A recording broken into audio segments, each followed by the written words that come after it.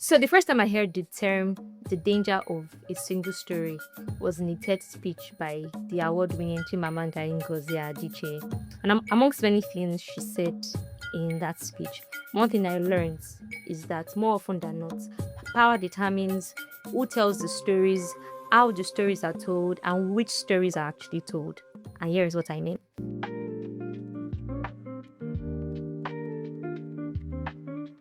Hey guys, welcome to Jojo's Corner, and I'm your host Jojo Lola.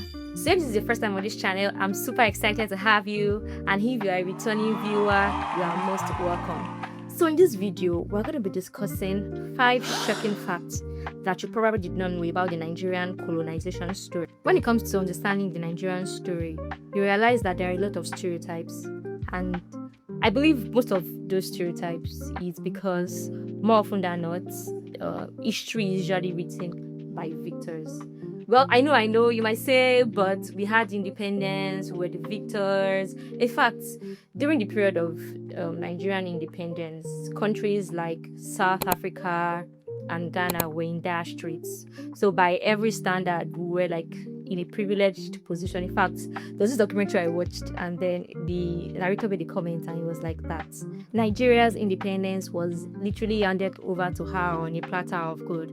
However, when you consider the fact that the British have the most prevailing narrative, you begin to wonder who the real victors were. But I digress. So my point really is that stereotypes are dangerous, not because they're necessarily untrue, but because they are incomplete, especially when one person's story becomes the most popular story. Let's cut right into the chase. The first fact you did not know about Nigerian colonization is that the civilization mission was a lie written by the colonizers. Most accounts of the Nigerian colonial era were written by British officials who portrayed their efforts as a noble conquest to civilize the natives from barbaric practices and then to save them from corrupt leadership. But in fact, Nigeria was more advanced than we're giving credit for. For example, the Benin Kingdom was advanced in its governance and even in its arts.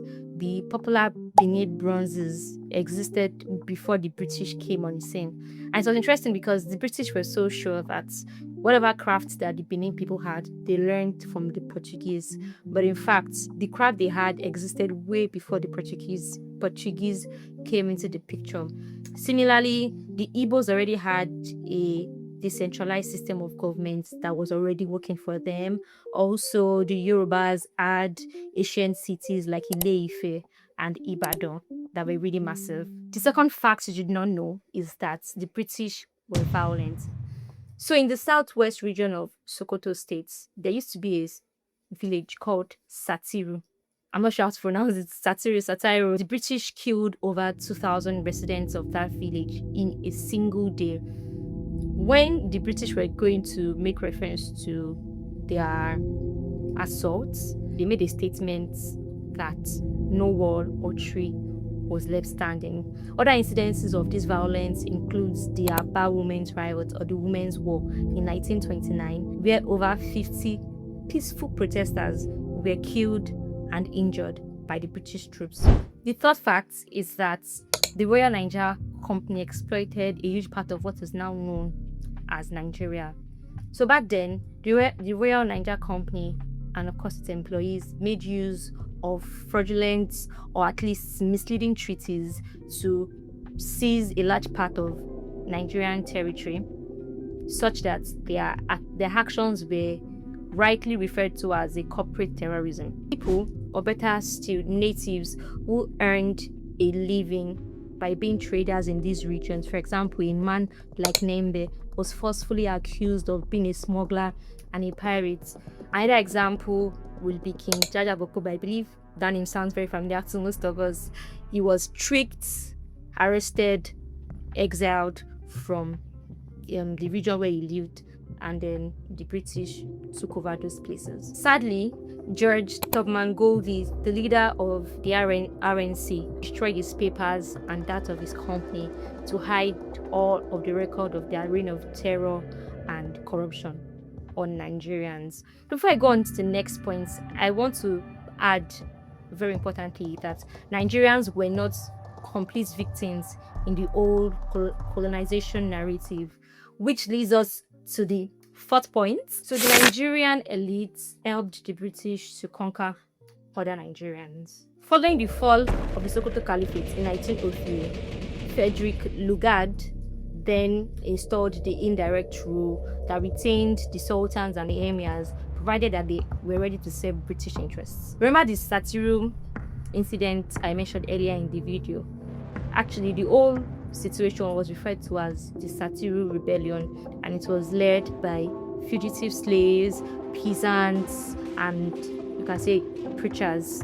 And these people considered the British as infidels, and they were totally against the Fulani aristocracy.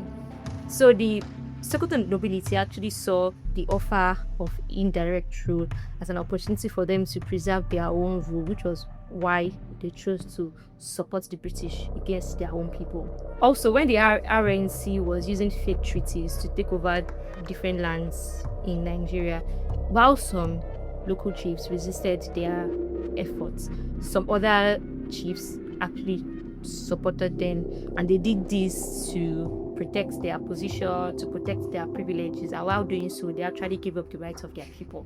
So the fifth and final point is that slavery existed in Nigeria before and during colonization. Now in Nigeria, slaves were typically acquired through war conquest, as criminal punishment or death, and these people were usually used for labor, either at home, on the farm, and sometimes they were used as human sacrifices, particularly in big kingdoms like Oyo, Benin, and Aro Confederacy in Igbo land. Giving credit where credit is due, when the British came out saying slavery and human sacrifices were abolished. However, this point is a bit tricky to state, because the British themselves, when they came on scene, also used Nigerians as slaves. So, make of that what you will. So yeah, the colonization journey was a rather complex one. The British were brutal, yes, but nonetheless, our leaders made decisions, or some of our leaders made decisions that deepened the suffering. The aim of this video is not to label any nationality as bad, because sincerely, there are good and bad people everywhere. Nonetheless, I really hope that you would learn that as a Nigerian, there really is no point holding on to a victim mentality because of these events. Finally, I believe people who fully understand their history are harder to confuse and even harder to divide. Plus, if you keep on blaming someone else for your life right now, you're really giving them more power than they should own. You are Nigerian. Own their identity and be proud of it. Of course, work hard, believe the best, and trust that the works of your hands are going to be blessed. So that's it, guys. 5 facts that you probably did not know about the Nigerian colonization history. And if there are other facts I did not mention that you know, please share it down in the comments. And if there's any fact that you already knew, you can let me know that also in the comments. And please don't forget, as usual, to subscribe to this channel, to like if you like what you listened to today, and to share to your friends. And I will see you in the next episode of my channel. See ya.